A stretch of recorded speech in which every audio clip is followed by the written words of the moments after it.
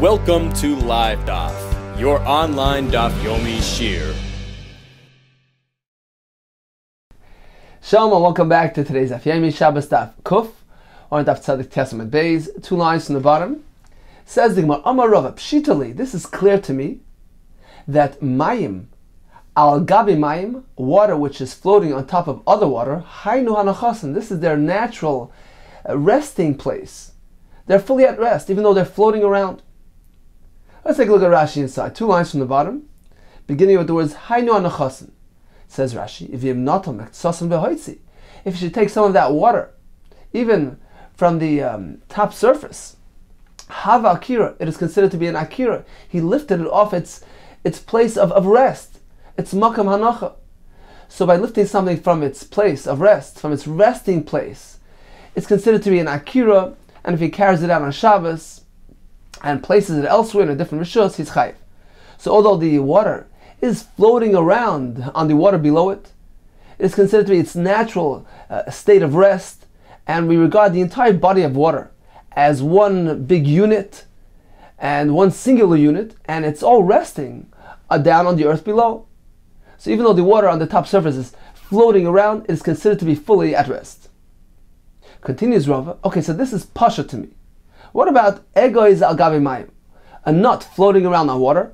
Love Hanuchasan. This is not its natural state of rest. It's not at rest. Let's take a look at Rashi. On the top line, Lav Hanuchasan, Vim Notli Misham, Lav Akiri. If he should lift this nut off the water, it's not considered to be an Akira. He didn't lift it from its resting place because it wasn't at rest. Bayrav. What about the next case? We have a Shaila. Egoiz Bikli. There's a nut sitting in a kli, so it's safe and secure in there. It's not moving around. Ukli tzafal gabi mayim, but the kli is floating on water. Mao, what is halach in this case? What do we look at? Mi amrin basa egoiz azlinan. Do we focus on the nut v'hanayich? It's fully at rest. Oidilmu, or perhaps basa kli azlinan. We focus on the kli, which is housing, which is containing this nut. V'hanayich, the kli itself is floating around. It's not at rest. Take it, we leave it unresolved. So do we look at the egoiz, which is sitting safe and secure, not moving around, and therefore it's considered to be at rest? Or do we say, well, if the container which is containing this egoiz, it itself is not in a state of rest, it's floating on the water, so you can't say that the item contained therein is at rest if the container itself, which is holding on, containing this item, is not at rest itself. Teku, we leave it unresolved. What about shemen al gabi yain? There's oil floating on wine, so we know oil is unique, that it doesn't integrate with the other liquid, it stays separate, it stays independent, it's floating on top of the wine. And he takes some of that oil, he does the akira on some of that oil. Do we say, well, that the oil and the wine are considered to be like one body of liquid, like the water on top of water? Or do we say, no, here it's different, because the oil is separate from the wine, it's a separate entity, it's considered to be floating on top of the wine and not in a state of rest? Says the Gemara, Machlokes, Rabbi Yochanan ben Nuri Rabbanan. This will be dependent on Machlokes between Rabbi Yochanan ben Nuri, who holds that the wine and the oil are considered to be one entity, and the Rabbanan, who separate between the two. This nan, as we learned in the Mishnah. Shemen shetzaf al gabi yain, the shemen, which is oil, which is tzaf, which is floating on wine. V'noga tful yoim b'shemen. A tful yoim is one who immersed in mikvah, hasn't yet experienced herav shemesh, sunset, so he's still a sheni l'tumah, and if he touches teruma, he invalidates it, he makes it puzzle. So now if he touches shemen, which is floating on this wine, lo pasal ela shemen, he only invalidates the shemen, because the shemen is considered to be a separate entity from the wine. It is as though he only touched the shemen and not the wine below it. Now the shemen can't transfer that psul to the wine, because the shemen right now is merely puzzle, it's not tummy, it's puzzle as a result of the tful yoim touching it. It's a shlishi l'tumah, and it cannot transfer any tumah any further to the yain below it. So the psul stops right there, it stops at the shemen. Rabbi Yochanan ben Nuri Omer, shnei mechiber l'zil hazeh, both the oil and the wine considered to be integrated and connected. So if the tful yaim makes the shemen puzzle by touching it, he also makes the wine underneath it puzzle. So we can apply this concept to Shabbos as well. According to Rabbi Yochanan Menuri, the oil and the wine are considered to be one and the same, one unit, and it is equated to the mayim al gabi mayim that we learned earlier, that since it's considered to be one singular unit, so even the top portion, the top surface, in this case the oil, is considered to be fully at rest, and if one lifts it from its place, he did an akira. According to the Chachamim, however, we regard the oil as a separate entity from the wine below it, and therefore it's considered like the egois, like the nut which is floating around on the water. It's not considered to be in a state of rest, and therefore lifting this oil off the wine is not considered to be an akira. Continues the Gemara, Amar Abaye, Boyer b'Shus Rabim, Amuka Asora b'Ruchav Shmoina. So there's a pit in Shus Rabim, Amuka Asora 10 tfachim deep, Ruchav Shmoina and 8 tfachim wide, so it's a full-fledged Rishus Hayachid. V'zorak l'soicha machzeles chayif. He takes a mat, throws it into this Rishus Hayachid. Of course, he's standing with Shus Rabim, so he did a malacha here, he's chayif. So this is simply an introduction to the next halacha. What about chilka b'machzeles? If he takes this mat and throws it into this pit in a way where it splits the area of the pit into two. And since the pit was exactly 8 tfachim wide, this mat is going to nullify its Rishus Hayachid status, because the Rishus Hayachid is a minimum of 4 tfachim wide. This mat, which is entering the scene here and splitting up this bar into 2, thereby leaving each side of the bar with less than 4 tfachim width. So there's no hanocha here. Why? Because since the hanocha in the bar, which was a Rishus Hayachid, actually nullified its Rishus Hayachid status, so simultaneous with the hanocha, there was a nullification, a negation of the Rishus Hayachid dimension and the Rishus Hayachid status, is therefore not considered to be a hanocha Rishus Hayachid. So this is Shittas Abaye. If something happens simultaneous, will not count. Says the Gemara. Now, if you recall in Daf Tzadik Tes, we had a similar presentation from Rabbi Yochanan, who asked regarding a similar case where a person throws some dirt into a bar, thereby nullifying its Rishus Hayachid status. So they're very similar questions. Rabbi Yochanan actually left it unresolved, and Abaye, it seems to be he's very clear regarding the halacha here, that since they happened together at the same time, the hanacha with the bittul of the Rishus Hayachid, he's pater. Now there's a slight difference between the presentation of Abaye and Rabbi Yochanan's presentation, because Abaye presents it as a machzeles, as a mat, which is an object. So although it's an object which he's going to eventually pull out of the bar, he's not going to leave it there, he's not abandoning it in the bar, he's not mevatel to the bar. Nevertheless, Abaye considers the entry of the machzeles into the bar as a nullification of the bar. It alters the dimensions of the mechitza of the bar. Rabbi Yochanan, however, is discussing throwing dirt into a bar. So dirt really belongs in the bar. It becomes nullified, bottled to the bar. So there's a slight difference in their presentation. They want to analyze the difference here. It says more Abaye de pshitale de machzeles mevatel mechitza. According to Abaye, that it is clear to him that a machzeles is mevatel mechitza. Even though it's an object, it can alter the dimension of the mechitza. It can influence the dinam of the mechitza of this bar. Kolshkein chulya, certainly a chulya, a layer of earth thrown into the bar, the mevatel mechitza, certainly it will be mevatel the mechitza of the bar, nullify its Rishus Hayachid status. So according to Abaye, both things, earth and a mat, will change the halacha of the bar. The Rabbi Yochanan, however, the meiboyle chulya, when it comes to Rabbi Yochanan, we see that he presents the question regarding a chulya, regarding a layer of earth thrown into a bar. Now, why did he present this question specifically about earth? Apparently, machzeles, when it comes to a mat, which is an object which is going to be removed from there, pshita, it is clear to him the mevatel mechitza.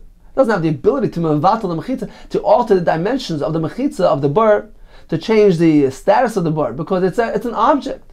It's not nullified to the bar, it's not bottled to the bar. So Rabbi Yochanan, to him, it was clear that a machzeles would not accomplish this feat. It was merely by the earth that he had his question. So once again, according to Abai, earth or machzelas can nullify the bar, can change alter the dimensions of the bar, can influence the dinim of the mechitza of the bar. However, according to Rabbi Yochanan, a machzelas certainly can't do that. Why? How do we know that Rabbi Yochanan holds that way? Because otherwise, why didn't he present this question by machzelas? Apparently, he disagrees with Abai. He holds that a machzelas does not have the ability to influence the bar because it's a chayfetz, it's an object. His question was merely by a chulya, by a layer of dirt. And even there, he was unsure of whether we say that since the hanacha of the earth in the bar happened simultaneously together at the same point in time with the nullification of the bar, do we say that there was a hanacha or shayachad, or do we say no? Since the landing, the arrival of this earth negates the status of the shayachad of the bar, so we don't consider it to be hanacha or shayachad, they left unresolved. But we have a wide gap between Rech and Abai. According to Abai, in both cases, the mechitza becomes batal, and Abai holds that since it happened, the hanacha happened at the same point in time of the bittul v'shus hayachid, he is pater. According to Rabbi Yochanan, a mechitza, it's nothing of a machzelas. There's nothing to talk about. It certainly does not nullify anything. It doesn't change the status of the bar. When it comes to earth, that is mabatal the mechitza of the bar. But the question there is whether, since the hanacha happened together with the bittul of the bar, do we say it is still considered to be hanacha, or do we say since the shayachid disappeared when the earth arrived, it's not considered to be hanacha or shayachid? So he was unsure and left that unresolved. Let's continue. V'amar Abai, boy b'shus harabim, amuka asora. So we have a pit in shus harabim which is 10 tefachim deep. Uruchav arba, it's 4 wide, so it's a shus hayachid. It's malei mayim, full of water. V'zorak l'saycha, and he's standing in shus harabim and he throws something into this bar, throws a stone, a pebble into this bar which is full of water. Says Abaye, chayev. He's chayev because this bar still retains its rishus hayachid status, even though it's full of water. Malaya peiros, but it's full of produce. V'zarach l'soich, and he throws into this bar potter. Why? Because it loses its rishus hayachid status because it's full of peiros. My time, and what's the difference between the two? Mayim lo yimavat l'mechitzta. Water doesn't have the ability to nullify the mechitzas. First, we say, I believe it's the Ritva says that since you can see through the water, it's transparent. We see those mechitzas there. Therefore, they don't lose their status. Peiros, however, mevat lemechitzta, they nullify the mechitzas, and we don't regard this pit full of peiros no longer as rishus hayachid. Tani nam yachid, we have a brayso which says the same. Hazorich men ayam.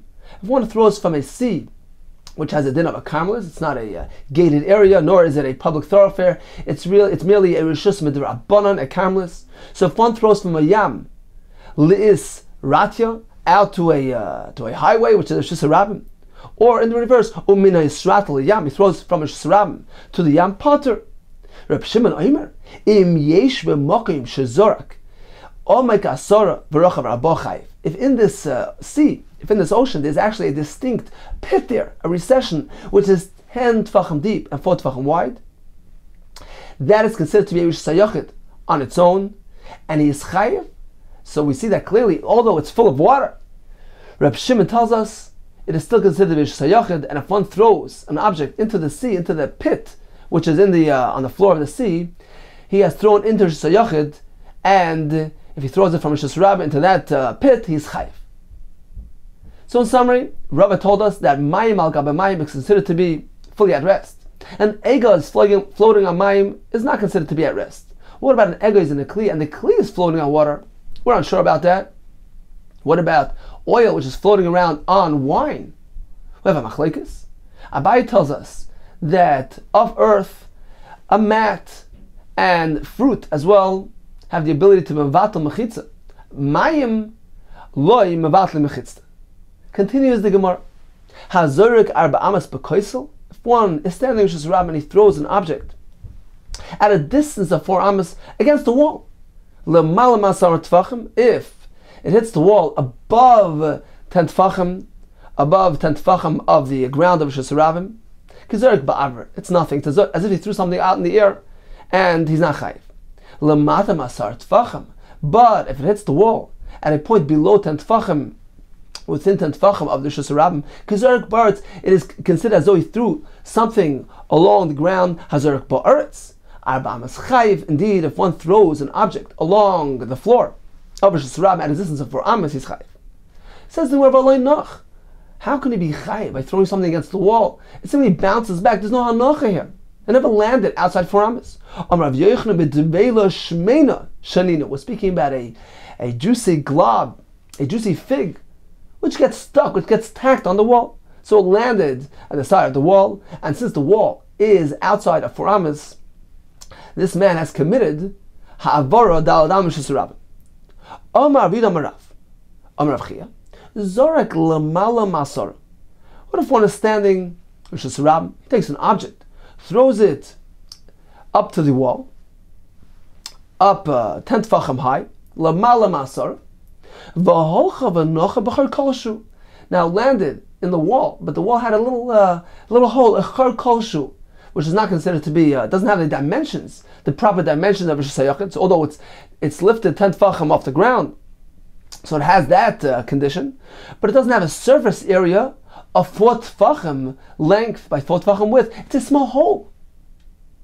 Says the Gemara, this depends on a machlekes. Banu l'machlekes. We have come to a disagreement between Rav Meir and Rabbanan.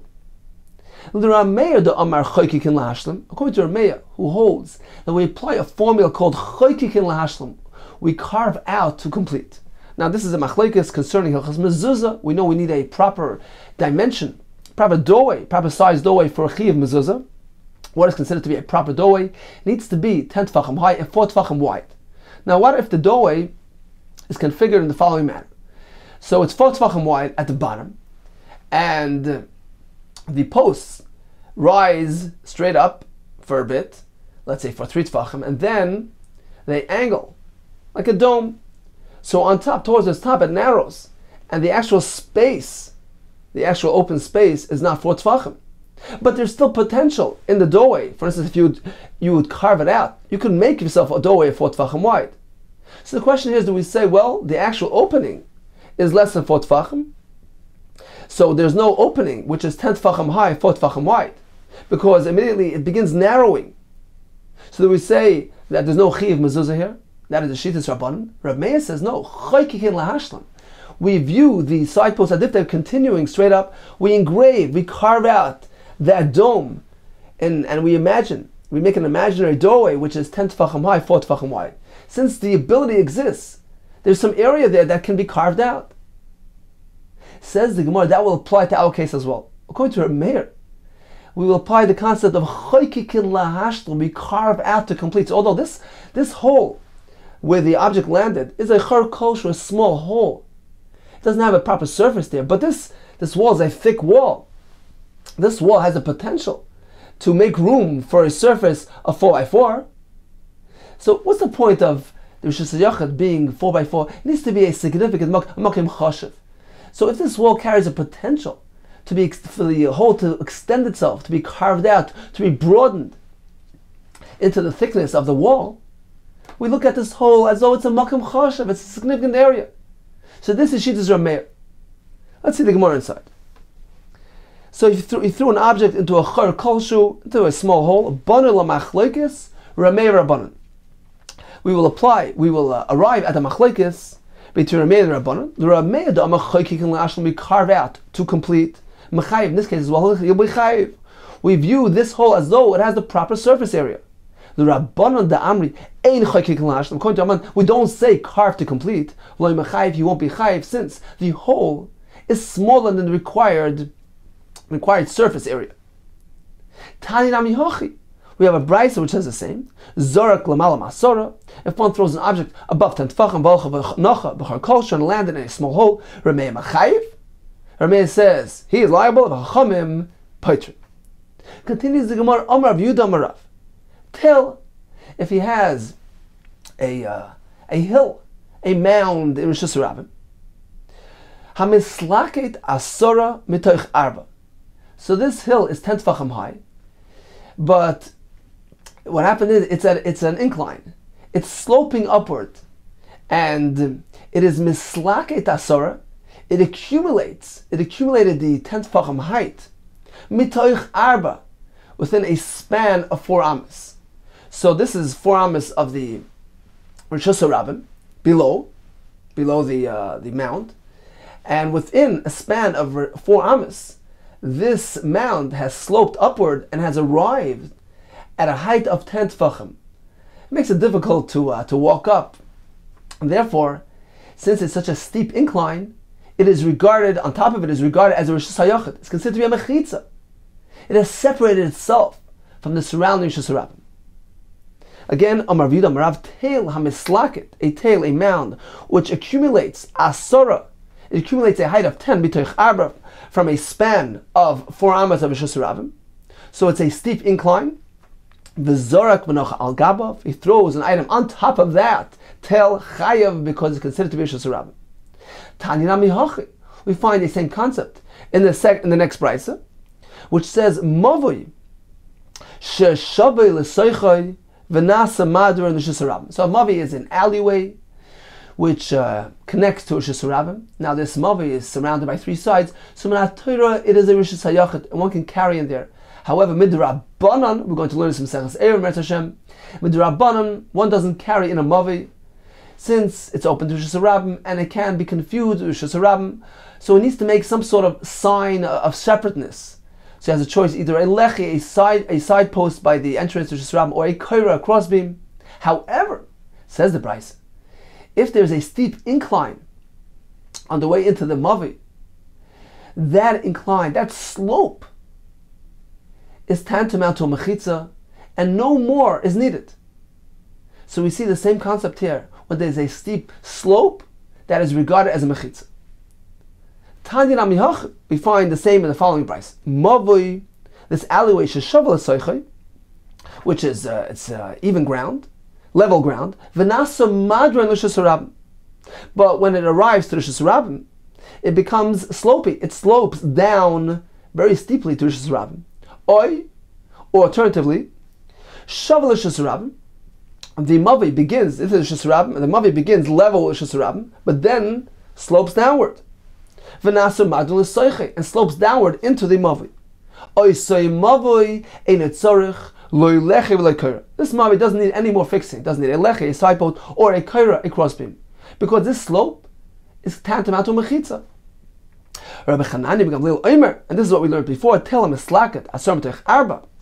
If you have this mound which arrives at a height of 10 tefachim mitoich arba, from a distance of 4 amis, so it's a very steep incline, very steep slope.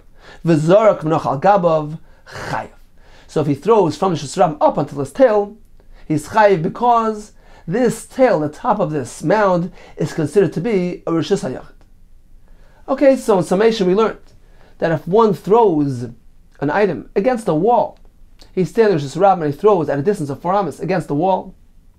We said we're speaking about a dvela shmeina, a juicy fig which gets tacked on the side of the wall. So if it was above 10 tefachim, he would be pater. But if it landed on the side of the wall, within 10 tefachim of the ground, which is considered to be the airspace of Rishus HaRabim, he's chayev. What if he threw an item into a wall above 10 tefachim and it landed into a small bechar koshu, and a small hole? According to Rameh, is chayev, because since this wall has the capacity to contain a larger hole, it's a thick wall, so we carved to complete. We view it as though it's carved out and it has a proper surface of Rishus HaYachid, which is a surface of 4 by 4 tefachim. According to Rabbi Chachamim, he's pater because the hole is very small and is not regarded as Rishus HaYachid.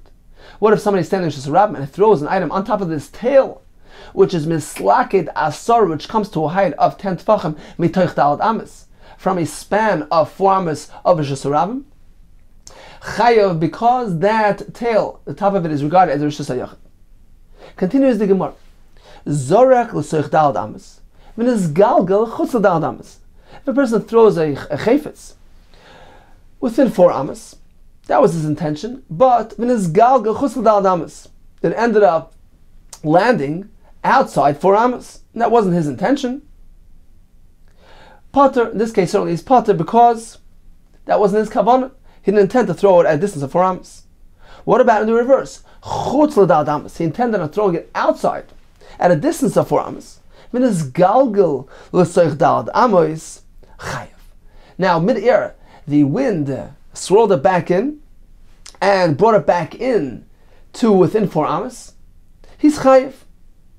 Says the Gemara, how could he be chayiv? It never landed outside 4 amas. V'alei nach. It never landed. Rav Yochanan, v'ushanach al gabe mashu. Indeed, it did land on something. So Rashi explains one of 2 options here. Either it actually landed on something, or it was within 3 tefachim to the ground, and at that point, the wind held it up, held it in place for a small moment. So it held mid-air. That is sufficient to be regarded as a hanocha, even though it never actually landed on a solid surface. So once that happens, it's considered to be a hanocha, and he's chayiv. Although the wind brought it back in within 4 amas, he is chayiv. So Rashi explained we have one of 2 options. Either it means that it actually landed on something outside the 4 amas and then came back in, or it was held in place mid-air, provided that it was within 3 tefachim to the ground. Tani Nam Yachid. We find the same in the following brayso: Zorach Chosadal Amas. If one throws an object at a distance of 4 amas, so he throws it outside 4 amas. Now the wind came and pushed it back within 4 amas. Even though afterwards the wind did tshuva and took it back out again, Potter. He's Potter. Why? Because it never landed outside 4 amas as a result of his ma'aseh. His action, which initially was meant to have this thing land outside 4 amas, never materialized. The wind brought it back in. So although the wind pushed it back out again, that wasn't as a result of his effort, and he's Potter. But, says the brayso, if initially when he threw the object past 4 amas, the wind held it in place for a small moment, even though the wind brought it back in within 4 amas, chayev, because we consider the item as though it landed outside 4 amas, and therefore he has completed his rika and his chayev. Amar Rava, toich gimel.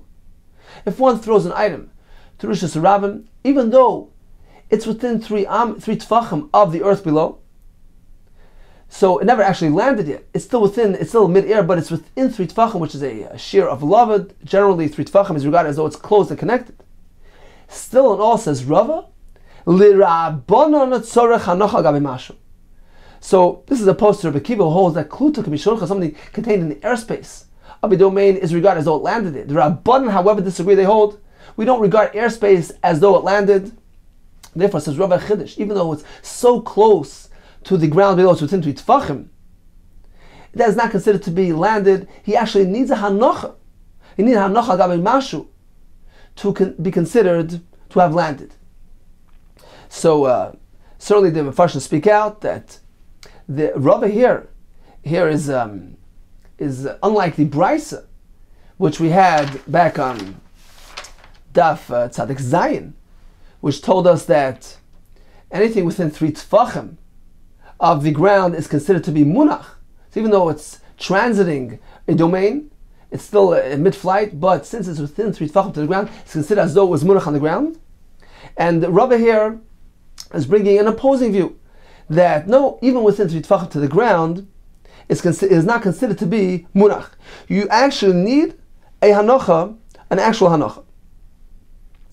So Taisus explains that Rava here is following the brayso we just mentioned, which tells us that the only time there's a hanocha is if the wind actually held it up. So that's a requirement, but merely being within 3 tefachim to the ground while it's still moving, that is not sufficient. Okay, so this is the halacha of Rava, that even if it's within 3 tefachim to the ground, you need to have a hanocha.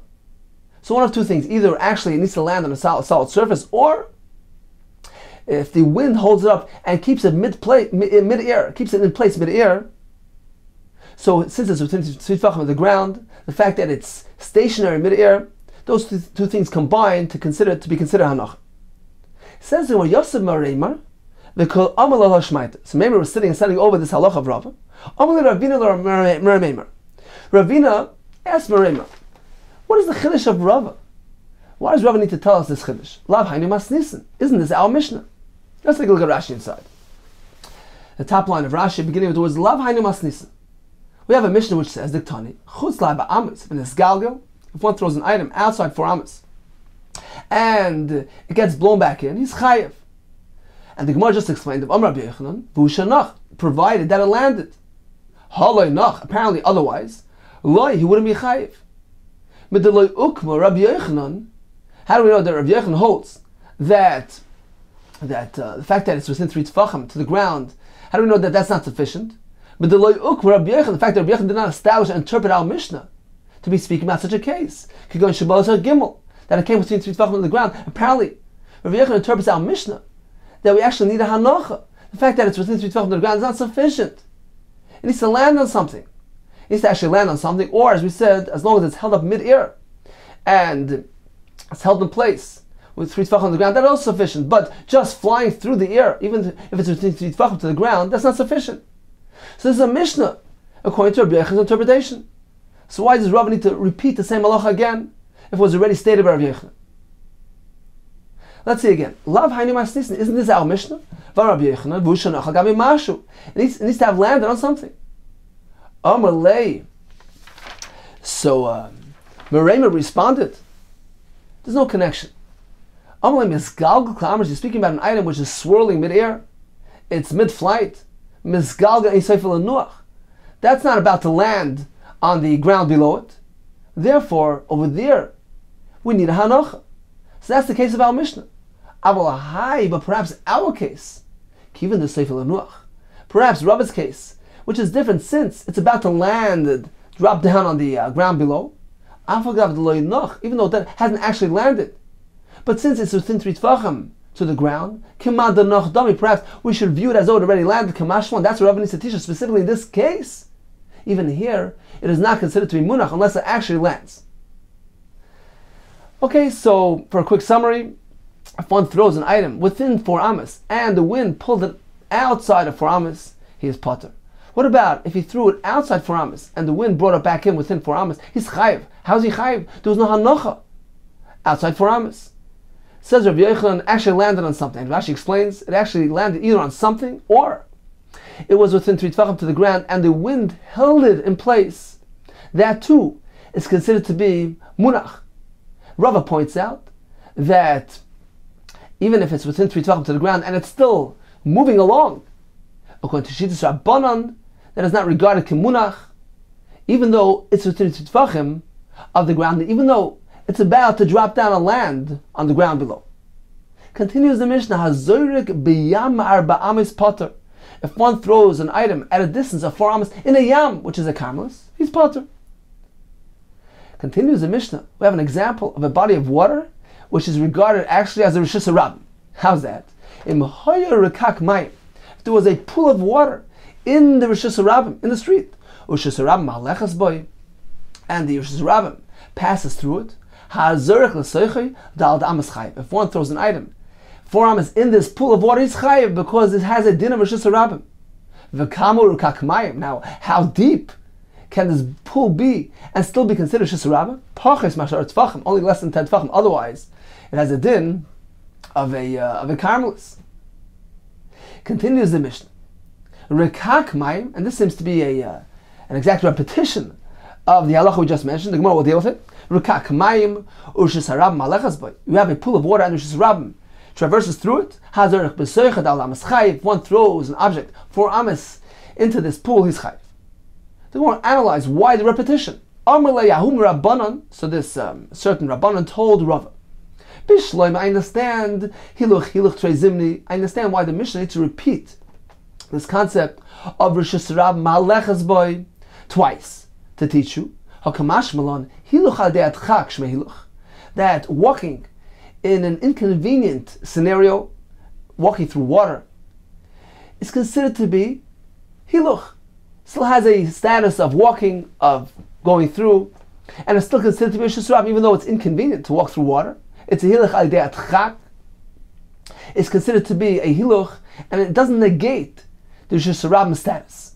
So that's why the Mishnah repeats the term Rishus Harabim malechas boy twice, one at the beginning of the Mishnah, one at the end of the Mishnah, to teach us that specifically hiluch al de'at chak has a din of hiluch. But the Mishnah is teaching us that we're meant to imply from here tashmish al de'at chak lo shmei tashmish, usage out of necessity, an inconvenient usage. For instance, if there's a pit in Rishus Harabim which is 9 tefachim deep, so they can deposit their items in there, but it's inconvenient. You have to bend down, put it in there, pick it up. It's inconvenient.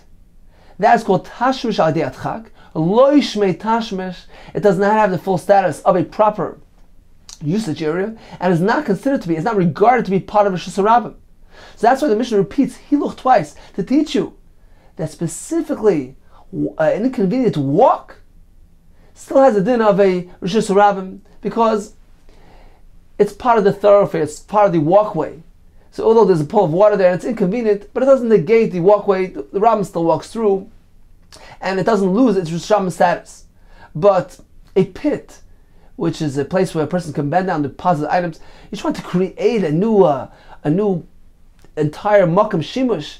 You're trying to say, well, this pit is useful for the Rishus Harabim, therefore it also should be considered to be part of Rishus Harabim. No, we don't create a new makam shimush for the Rabbim if it is a makam shimush al yedei adchak.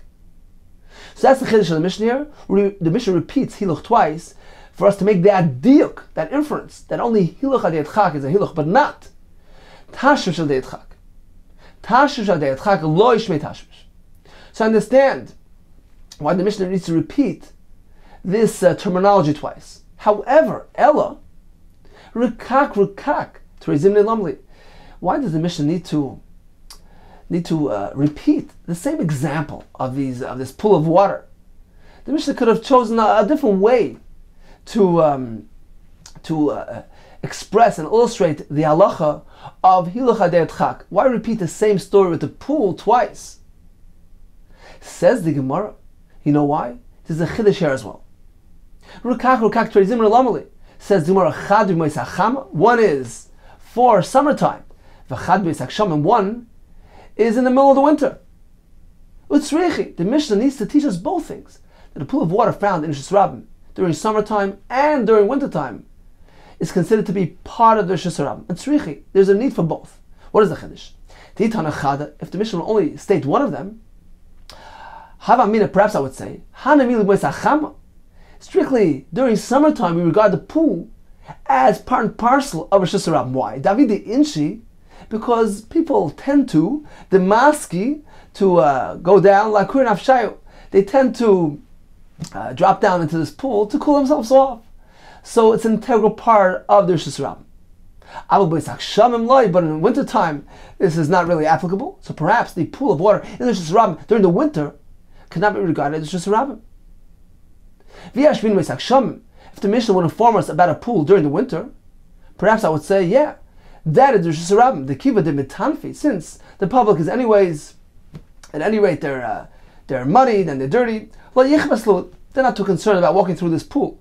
However, in summertime, when their clothing tend to be more clean and tidy, perhaps the pool is not a Rishus Harabim. Therefore, the Mishnah needs to repeat rukak twice to inform us that during any season, summer or winter, this pool is a Rishus Harabim. Abai will propose another reason why the Mishnah needs to inform us the halacha of rukak, pool of water, twice. It's coming to cover two situations. Istrik, perhaps I would say, Hanamil, that is only heicha, to have dalad amas. If this pool of water does not extend at a distance of 4 amas along the length of Rishus Harabim, and therefore a person would rather walk through it than trouble himself to walk around it. But if it's dalad amas long, it takes less effort to walk around than to walk through it. Perhaps in that case, it is not regarded as part and parcel of Rishus Harabim. Therefore, the Mishnah teaches us rukak twice to cover both these scenarios, less than 4 amas, or even if it's 4 amas. Rav Ashi Amar has another approach. Rav Ashi Amar Israel, the Mishnah is to inform us twice. 2 types of pools. Perhaps I would say Hanamili. A pool is only a Rishus Harabim heicha, the Havi Dalit. Only if the pool of water is 4 tfachim wide, so extends 4 tfachim along the length of Rishus Harabim, in which case one tends to walk through it. But if it's narrow and it doesn't extend 4 tfachim along the length of Shiur Daf, mifsi pasile, people perhaps just step right over it. They don't walk through it. It's a short pool. It's a small pool. Perhaps they don't walk through it. It doesn't have a din Shiur Daf. Therefore, the Mishnah teaches us no. In any rate, whether it's 4 tfachim or less than 4 tfachim, this pool is a Rishus Harab. Rashi is compatible with his own Shita stated elsewhere. Rashi, Haiman de Zorik. If a person takes an item and throws it, V'noch aguda de gamla, so he's standing in Rishus Harab and he throws this object at a distance of 4 amas and it lands on a bridge. Aguda de gamla. Aguda is this plank. It's a loose plank, some type of precarious plank on this gamla, on this bridge. Mechayev. It is regarded as though it landed in Rishus Harab, even though perhaps people avoid this plank, they step over it. It is still considered Rishus Harab Sharei Rabim Baikim Boy, because the public does go through it, they do step on it, and therefore it is Rishus Harab. Here as well, in the case of the pool, although perhaps some people would rather step over this short pool, nevertheless it's considered to be Rishus Harab because Rabim Baikim Boy, the public does walk through it. So in summary, if a person encounters a pool, a rikak mayim, in the Rishus Harab, which is less than 10 tefachim deep, it is regarded as Rishus Harab. The Mishnah repeats this example twice. What for? Says the Gemara. The reason why the Mishnah repeats the concept of Rishus Harab mahalechas boy, to teach us that only a hiluch al de'at chak, an inconvenient walk, is considered to be a Rishus Harab, but a tashiv shal de'at chak, an inconvenient usage, for instance, a pit in Rishus Harab, that is not considered to be a Rishus Harab. If this pit is 9 tefachim deep, for instance, it's inconvenient to use it. Therefore, it is not Rishus Harab. Now, why does the Mishnah need to illustrate this example of the puddle of this pool 2 times? So we have 3 approaches, either to cover summer or winter, either to cover even a pool which is 4 amas long, or to cover a pool which is less than 4 tefachim. Continues the Mishnah. Hazurik min hayam liyabasha. If one throws a chayfetz from the yam, which is a kamlis, over to the yabasha, which is a rishus hayachad, or in the reverse, umin hayabasha, which is rishus hayachad, liyam, or umin hayam lisfina, up to the ship, which is rishus hayachad, or umin asfina liyam, from the ship to the yam, umin asfina l'chaverta, from one ship to the other, pater, because in each one of these cases there was no transfer from rishus hayachad to rishus harab. Sfina is kshuei zubazu. If there are ships tied to each other, metaltal mezulazu, one can carry from one to the other. The Gemara will discuss the latter part of the Mishnah in greater detail. If they're not tied to each other, even though they're situated in close proximity to each other, a metaltal mezulazu, one cannot carry from one to the other. The Gemara will explain this in detail. Continues the Gemara. Itma, we learned. What if one is riding on a ship and he would like to draw water from the lake below? Now the ship is a Rishus Hayachad, has mechitzas. What is the status of the lake below? So we just learned that a yam, an ocean, a lake, is considered to be a karmelis. It's not a gated area, nor is it a public thoroughfare. It is a Rishus D'Rabbanan. But D'Rabbanan, one cannot transfer an item from a karmelis to the sfina, which is Rishus Hayachad. So how can he go about drawing water from the yam? Says the Gemara, Itma, we learned, sfina, a ship which is traveling on a lake. Rav Huna Amar, Moitzin heimena zis kolshu umemale. He simply needs to position a ziz kolshu, a small sized rod protruding from the sfina over the water. Umemale can use that as to allow him to be mamali, to draw water from the water below up into the sfina. We'll explain the reason for this. So this is Rav Huna's shit. Rav Chizda V'Rabba Rav Huna Amri, they both say a rod is not sufficient. He needs to fashion a place, an enclosure of 4x4 tefachim, extending from his ship. So he has a ship, and out of the ship comes an enclosure of 4x4 tefachim. Rashi says we don't need full mechitzes of 10 tefachim high. It's sufficient if he has mechitzes k'tzoros, small mechitzes. That is sufficient. Mechitzes k'tanis, small mechitzes. That is sufficient. The Gemara later explained that this is a kula, a leniency that Chacham applied to drawing water, as long as he creates that separation, a separate place for drawing water. Now he can go ahead and lower the pail into this enclosure and let it down to the lake, draw water, and bring it back up through this enclosure. He created his own drawing area, water drawing area, and therefore it's considered to be separate from the karmelis, And it is as though he's simply transferring from Rosh Hashanah over to the Sfina, which is Rosh Hashanah as well. So one Shita says, a simple rod extending is enough. One Shita says, no, we need to create that enclosure. The Gemara will explain. Rav Huna Amar, Moitzi Yemin as his kol shum mamali. He simply needs to create this rod and fill. Why? Because Savar, he holds Karmelis me'ara mashchinan. This lake is a Karmelis. But where do we begin counting the 10 tefachim of the Karmelis? We know just as the Rosh Hashanah only extends up until 10 tefachim. Likewise, a Karmelis only extends upward 10 tefachim from the ground below. Says Rav Huna, where does the Karmelis begin? It begins from the riverbed, from the seabed. We count 10 tefachim. That is the airspace, so to speak, of the Karmelis, and it ends right there. Above 10 tefachim is no longer a Karmelis. Rather, it's a Makam P'tur. He's sitting in a ship, which is above 10 tefachim of the seabed, of the lake bed, and he's drawing water from above 10 tefachim. This water isn't a Makam P'tur. It's not in a Karmelis at all. So certainly there's no problem carrying from the Makam Tur to the boat. Let's see inside. Rav Huna Amar Moitzi Yemin is his kol shum mamali. He needs to position this small rod, and that is sufficient to fill water. Why? Because somebody yells, Karmelis me'ara mashchinan. We begin counting from the floor, from the riverbed below. Va'aviru Makam Turu.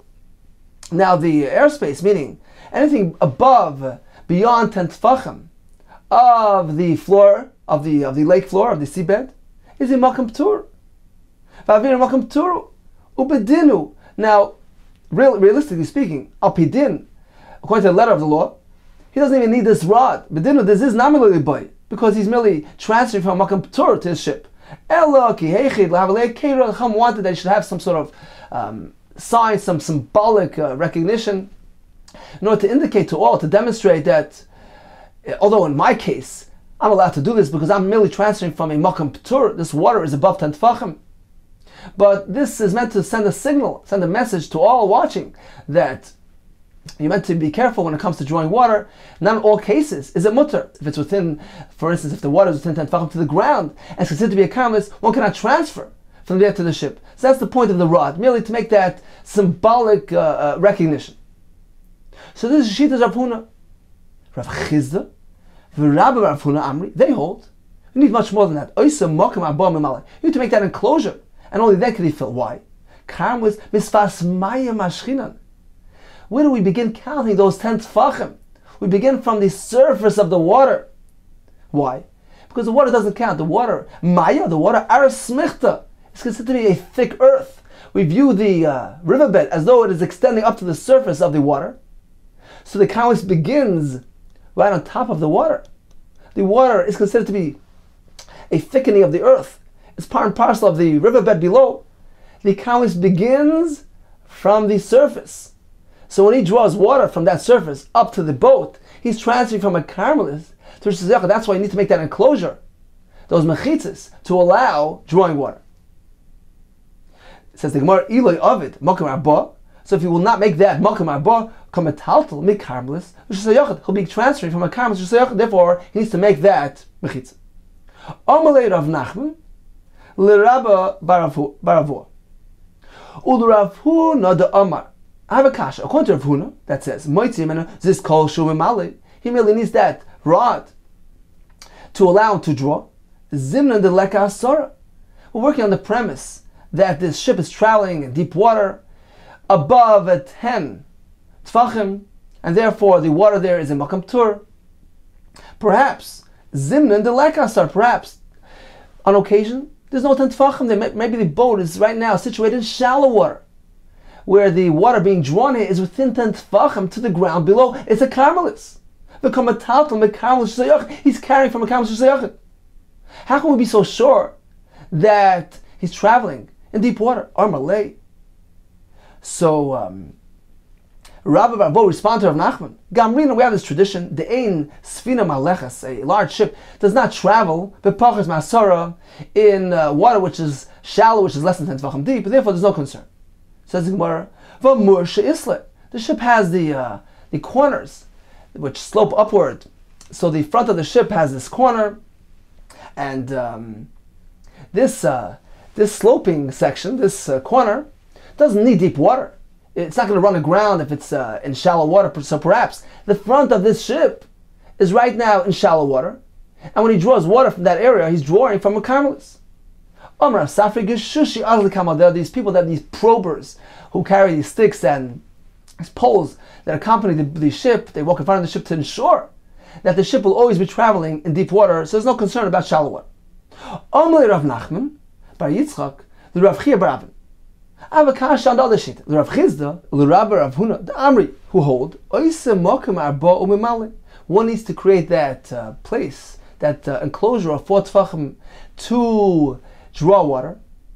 Now that explains how he's going to get his fresh water into his boat.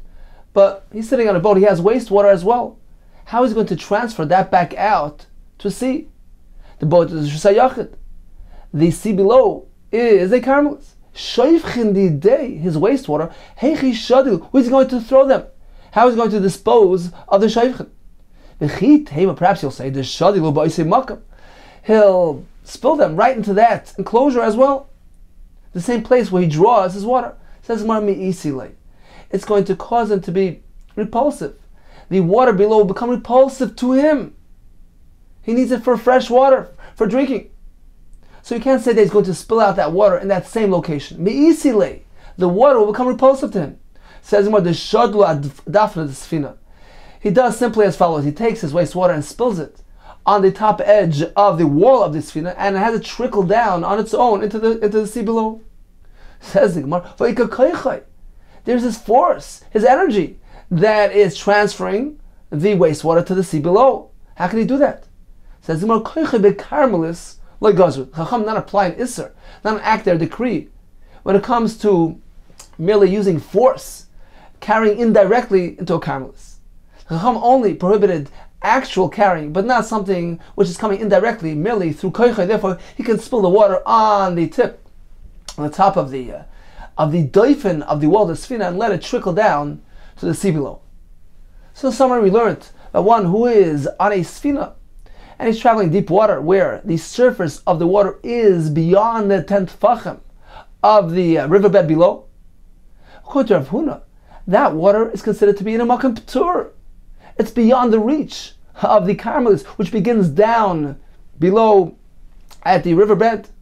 Therefore, he can draw water as long as he extends some small ziz, a small rod, to provide a heker, a symbolic sign to inform people that, although in this case it's okay, but generally speaking, you need to be careful when you draw water from a lake or river. According to Rav Chizda and Rabbi Rav Huna, he's drawing water from a Carmelis, because the Carmelis is measured from the surface of the water, not from the riverbed below. Therefore, he needs to create that enclosure, that makam arba, in order to create his own separate drawing area, separate entity, and in that case, he can draw water into his ship. What about the wastewater?